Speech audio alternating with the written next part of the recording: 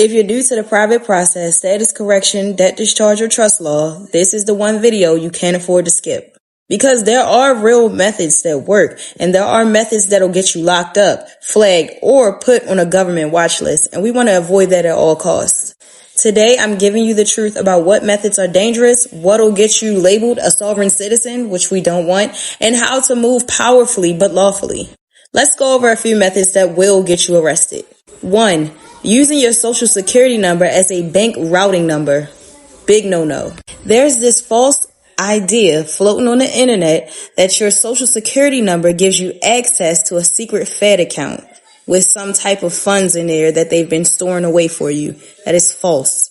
The result in using that method is bank fraud, wire fraud, or mail fraud.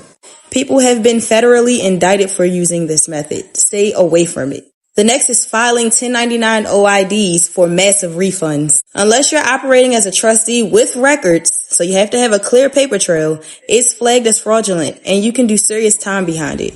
The IRS does have a task force that monitors these 1099 OIDs to see if you're doing them. And they have arrested many people for OID refund scams because they will send you a check for like huge millions of dollars.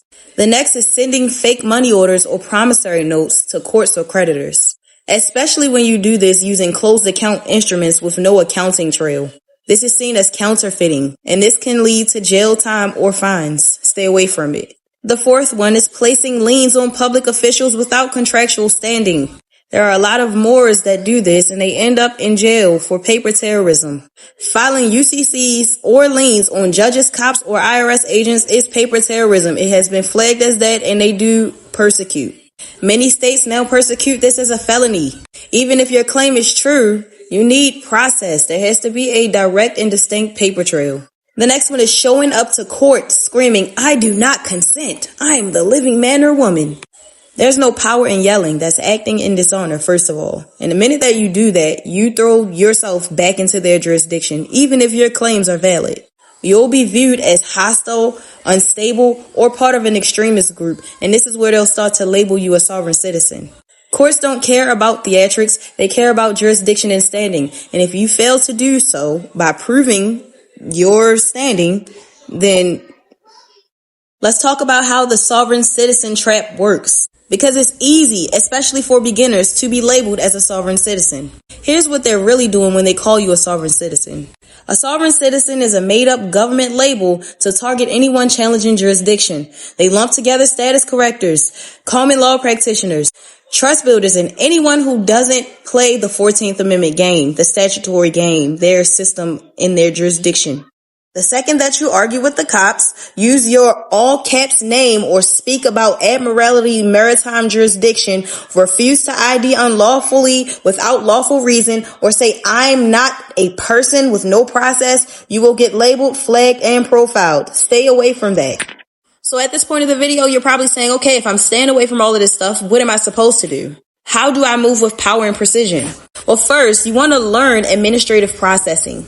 Using that administrative process allows you to offer, accept, dishonor, and default, which will strengthen your paperwork and not your emotions. So then you'll have a proper paper trail to work on if you want to move up the courts to federal court.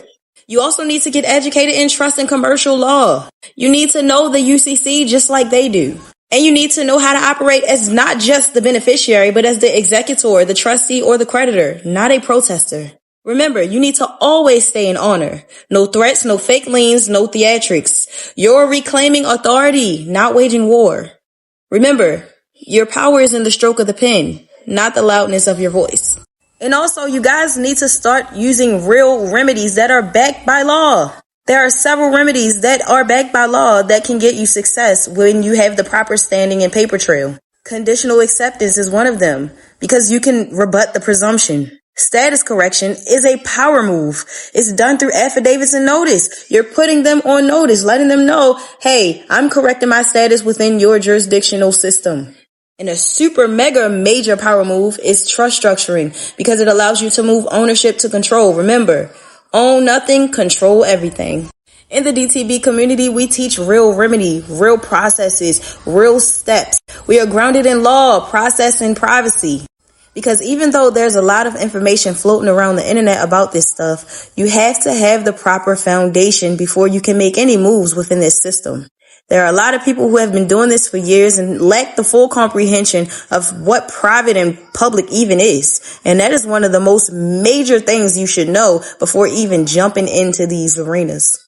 So if this video was helpful, please smash the like button, comment below, leave me some suggestions of video topics that I can talk about. Subscribe to this channel, turn on post notifications so you'll know whenever I go live.